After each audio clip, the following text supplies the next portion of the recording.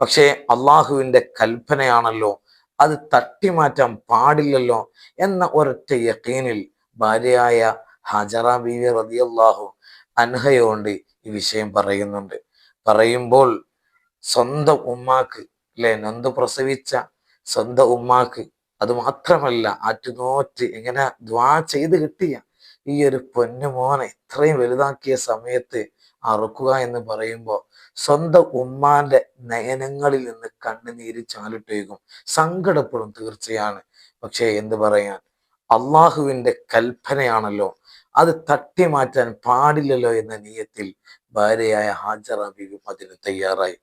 പക്ഷേ മകനായ ഇസ്മായിൽ നബി അലൈഹിസ്സലാമിനോട് ഇബ്രാഹിം നബി അലൈഹിസ്സലാം എന്ന് പറയുന്ന വാപ്പ മകനോട് പറയുന്നുണ്ട്, മകനെ, നിന്നെ അറുക്കാനുള്ള കൽപ്പന അള്ളാഹു എന്നെ സ്വപ്നത്തിലൂടെ അറിയിച്ചിട്ടുണ്ട്, എന്താണ് നിന്റെ അഭിപ്രായം എന്ന്